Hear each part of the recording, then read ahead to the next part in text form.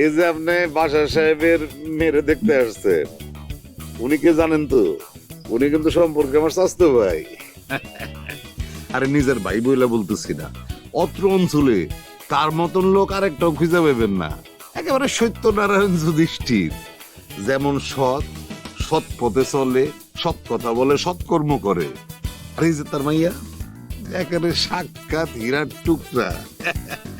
আমি তার চাচা, অথচ সত্য বলতে কি জানেন, আজকে প্রথম আমি তারে ঠিক মতন দেখলাম। আরে স্কুল থেকে বাসায় এসে আসে মাথা নামায়া, বাসার থেকে স্কুলে যায় মাথা নামায়া।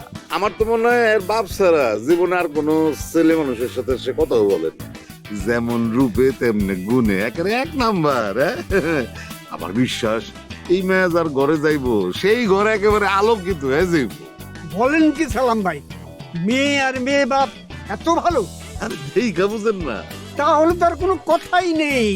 আমার ছেলেকে আমি এই মেয়ের সাথে বিয়ে করাবো।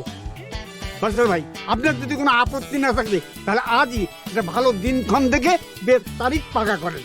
আরে মকবুল ভাই, কি বলতেছেন আপনি? আমার কোনো আপত্তি নাই, আপনি অবশ্যই বিয়ের দিন তারিখ ঠিক করেন। রাখেন আপনার বিয়ের দিন তারিখ। কিসের বিয়ের দিন তারিখ? আমি ছাড়া শারমিনকে কেউ বিয়ে করতে পারবে না, কারণ আমি শারমিনকে ভালোবাসি। ওই সত্যরাই, ফাতরামি করবি না, এখানে কিন্তু বিয়ার সাথে নিয়ে কথাবার্তা হইতেছে। আমি কোনো ফয়জলামি করতেছি না আব্বা, আমি খুবই সিরিয়াস। আমি শারমিনকে ভালোবাসি, শারমিন আমাকে ভালোবাসে।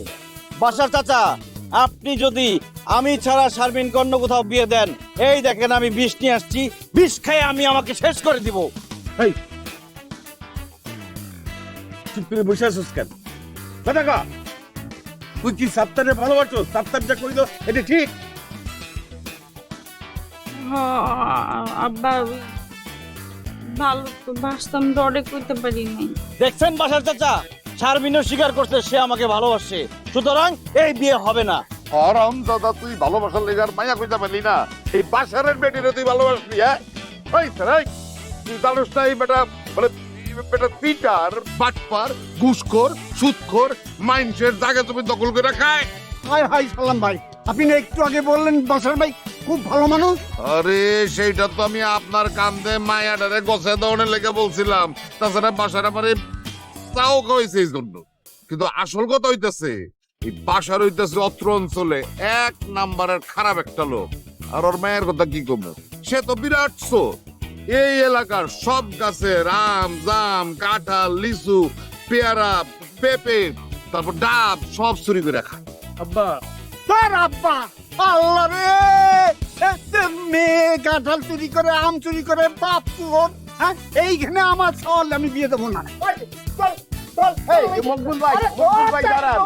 এই মকবুল ভাই, হায় হায় রে, আমার মাইয়ার বিয়াটা ভাঙ্গা গেল। সালাম, তুই আর তোর পোলা মিলা আমার মায়ের বিয়েটা ভাঙছস। এখন তোর পোলারই কিন্তু আমার মায়ের বিয়ে করতে হইব। বাসার চাচা, শারমিনকে বিয়ে করতে আমি রাজি, আপনি কাজীরে বলেন বিয়ে পড়াইতে। হ্যাঁ কইলে এলো তুই। ওই, তুই জানোস না বাসারের বাড়ি আর আমার বাড়ির পাশাপাশি? হ্যাঁ, তুই বিয়া করলে তোর শ্বশুর বাড়ি হইব আমার বাড়ির পাশের বাড়ি।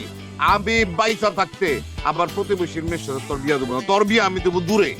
আব্বা, আব্বা আমার বিয়াটা তো ভেঙে গেল, আমার গায়ে এখন কলঙ্ক লাগছে।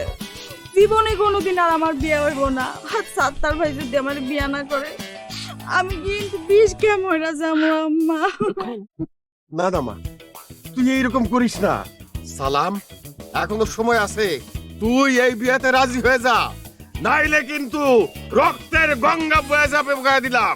আরে রক্তের বন্যা বসা আর ওই ঘূর্ণিঝড় বসে দে, তাতে কিচ্ছু যায় আসে না। আমি আমার বাড়ির পাশের মায়ের লগে আমার পোলার বিয়া দিমু না। আমি বাড়ির পাশে বিয়ে করুম, বাড়ির পাশে আমার শ্বশুর বাড়ি বানাবো।